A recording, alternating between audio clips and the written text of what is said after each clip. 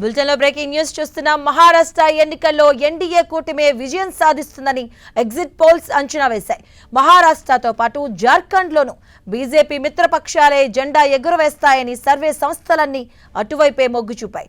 మహారాష్ట్రలో మహాయుతికే ప్రజలు పట్టం కడతారని మెజారిటీ ఎగ్జిట్ పోల్స్ అంచనా వేయగా, జార్ఖండ్ ప్రజలు ఎన్డీఏ జట్టుకే జై కొట్టినట్టు అంచనా కట్టాయి. ఇక ఈ ఎగ్జిట్ పోల్స్ తో బీజేపీ మిత్రపక్షాల్లో జోష్ నిండుగా నిరాశపరిచిన ఎగ్జిట్ పోల్స్ చర్చలను కాంగ్రెస్ నేతలు బాయ్కట్ చేశారు. ఇక మహారాష్ట్ర ఎగ్జిట్ పోల్స్ కు ఎన్డీఏకు పట్టం కట్టాయి. ఈసారి కూడా ప్రజలు అధికార పార్టీనే గెలిపించబోతున్నారంటూ తేల్చాయి. పీపుల్స్ పల్స్ సర్వే ఎన్డీఏకు 175 నుంచి 195, ఎంవీఏ 85 నుంచి 112 సీట్లు వస్తాయని తెలిపింది.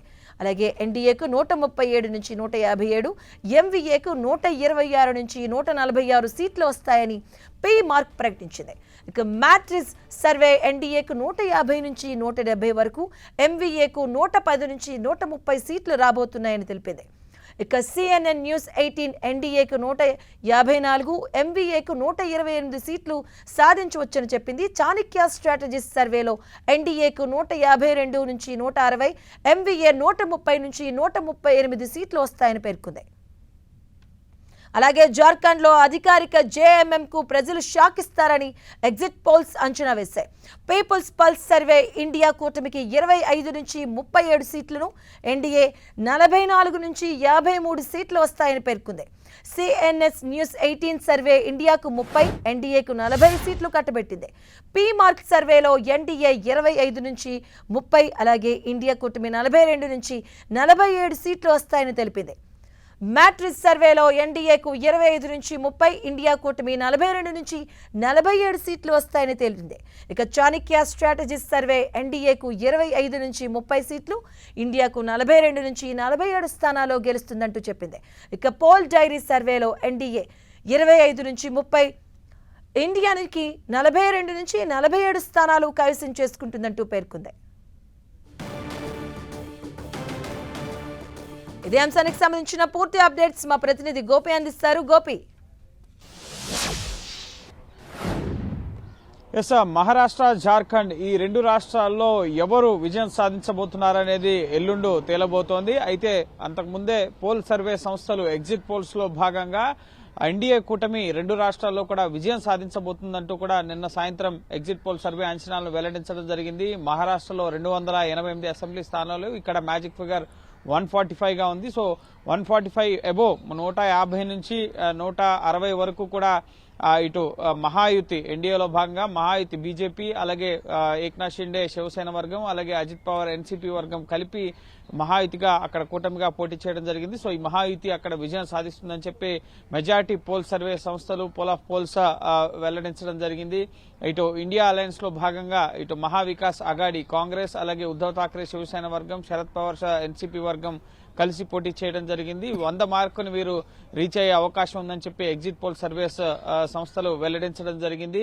మెజార్టీ పోల్ సర్వే సంస్థలు మహారాష్ట్రలో మాత్రం ఎన్డీఏదే అధికారం, మహాయుతి కూటమి మరోసారి అధికారంలోకి రాబోతుందని చెప్పి సర్వే అంచనాలు వెల్లడించడం జరిగింది. ఇక జార్ఖండ్ విషయానికి వస్తే 81 అసెంబ్లీ స్థానాలు, ఇక్కడ మ్యాజిక్ ఫిగర్ 41గా ఉంది. అక్కడ ప్రస్తుతం హేమంత్ సోరెన్ కాంగ్రెస్ ప్రభుత్వం, జేఎంఎం జార్ఖండ్ ముక్తి మోర్చా, అలాగే కాంగ్రెస్ పార్టీ ప్రస్తుతం అక్కడ అధికారంలో ఉన్నారు. సో అక్కడ ఇటీవల లోక్సభ ఎన్నికల్లో 9 లోక్సభ స్థానాలుంటే 5 స్థానాలను బీజేపీ కైవసం చేసుకోవడం జరిగింది. లోక్సభ ఎన్నికల్లో ఈసారి హేమంత్ సోరెన్ అరెస్ట్ అవడం, అక్కడ అవినీతి ఆరోపణలు. సో వీటి నేపథ్యంలో అక్కడ ఖచ్చితంగా ఎన్డీఏ ప్రభుత్వం అక్కడ ఏర్పడబోతుందని చెప్పి పోల్ సర్వేస్ వెల్లడించడం జరిగింది. అయితే యాక్సిస్ మై ఇండియా ఒక్క సర్వే సంస్థ మాత్రమే ఇటు జేఎంఎం కాంగ్రెస్ ఇండియా అలయన్స్ ప్రభుత్వం అక్కడ ఏర్పడుతుంది అని చెప్పి ఒక్క యాక్సిస్ మై ఇండియా సర్వే సంస్థ మాత్రమే మిగతా పోల్ సర్వే సంస్థలకు భిన్నంగా జార్ఖండ్ లో ఎన్డీఏ అలయన్స్ కాకుండా ఇండియా అలయన్స్ అక్కడ ప్రభుత్వాన్ని ఏర్పాటు చేస్తుందని చెప్పి సర్వే సంస్థలు సర్వే వెల్లడించడం జరిగింది. ప్రధానంగా అక్కడ సామాజిక సమీకరణాలు ఎస్సీ, ఎస్టీ, ఓబీసీ వీరంతా కూడా బీజేపీ వైపు ఉన్నారు. ఇటు మైనార్టీలు, ముస్లింలు, అలాగే కుర్మీ సామాజిక వర్గం, సోరెన్ సామాజిక వర్గానికి సంబంధించిన వారంతా కూడా ఇటు కాంగ్రెస్ జేఎంఎం వైపు ఉన్నారు.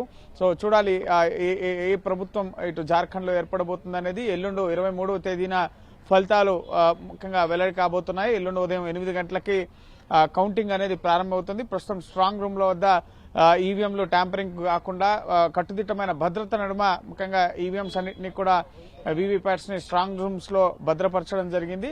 సో హర్యానా ఎగ్జిట్ పోల్స్ అనేవి అంచనాలను అందుకోలేకపోయిన పరిస్థితి, బీజేపీ వైఫల్యం చెందుతుందని చెప్పి సర్వే సంస్థలన్నీ కూడా తమ సర్వేలు వెల్లడించాయి. కానీ అందుకు భిన్నంగా హర్యానాలో ఎన్నికల ఫలితాలు రావడం జరిగింది. సో ఈసారి పోల్ సర్వే సంస్థలు జార్ఖండ్ అలాగే మహారాష్ట్ర విషయంలో తమ ఎగ్జిట్ పోల్ అంచనాలు ఎంతవరకు కరెక్ట్ అవుతాయనేది ఎల్లుండు తేలబోతోంది. పార్టీలు కూడా చాలా ధీమాగా ఉన్నాయి. ఇటు ఎన్డీఏ అలయన్స్ మహాయుతి కానీ అలాగే బీజేపీ ఇక్కడ ఎన్డీఏ అలయన్స్ కానీ జార్ఖండ్ లో కానీ ఖచ్చితంగా రెండు రాష్ట్రాల్లో కూడా తమదే అధికారం అని చెప్పి బీజేపీ చాలా ధీమాగా ఉన్న పరిస్థితి. అయితే ఎవరు ఊహించని ఫలితాలు వస్తాయని చెప్పి కాంగ్రెస్ అలాగే శివసేన ఉద్దవ్ ఠాక్రే వర్గం, శరద్ పవార్ ఎన్సీపీ వర్గం మహారాష్ట్రలో ఖచ్చితంగా ప్రజలు మార్పు కోరుకుంటారు. ఈ పార్టీలను చేల్చడం అలాగే ప్రభుత్వాలను అస్థిరపరచడం, దర్యాప్తు సంస్థలను దుర్వినియోగం చేయడం సహా రాజకీయ పార్టీల నాయకులపైన కక్ష సాధింపుతో అరెస్టులు చేయడం వీటన్నిటిని కూడా ప్రజలు తిరస్కరిస్తారు. ఖచ్చితంగా లోక్సభ ఎన్నికల్లో ఏ విధంగా అయితే 30కి పైగా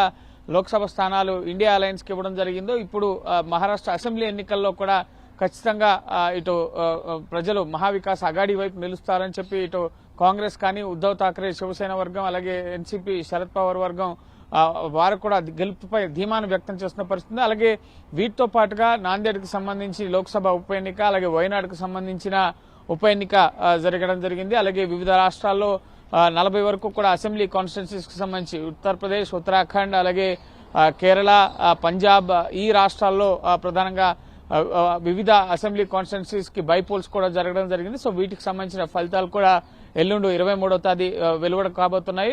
వయనాడులో ప్రధానంగా ప్రియాంక గాంధీ పోటీ చేయడం జరిగింది. రాహుల్ గాంధీ ఆ స్థానాన్ని వదులుకున్న తర్వాత ఆ స్థానం ఖాళీ అవడంతో ప్రియాంక గాంధీ ముమ్మరంగా ప్రచార కార్యక్రమాలు నిర్వహించడం జరిగింది. సో ఖచ్చితంగా రాహుల్ గాంధీ కన్నా మెజార్టీ మార్క్ తో గతంలో వచ్చిన మార్క్ కన్నా ఎక్కువ ముఖ్యంగా తేడాతో ప్రియాంక గాంధీ గెలుపొందుతుంది అని చెప్పి కాంగ్రెస్ నేతలు ఆశాభావం వ్యక్తం చేస్తున్న పరిస్థితి ఉంది. సో చూడాలి ఈ రెండు రాష్ట్రాల అసెంబ్లీ ఎన్నికలతో పాటుగా బైపోల్స్ లో వివిధ పార్లమెంట్ స్థానాలకి అలాగే అసెంబ్లీ కాన్స్టిట్యున్సీస్ లో ఏ పార్టీస్ ముందంజలో ఉండబోతున్నాయనేది ఎల్లుండి తేలబోతోంది. Okay, thank you Gopi.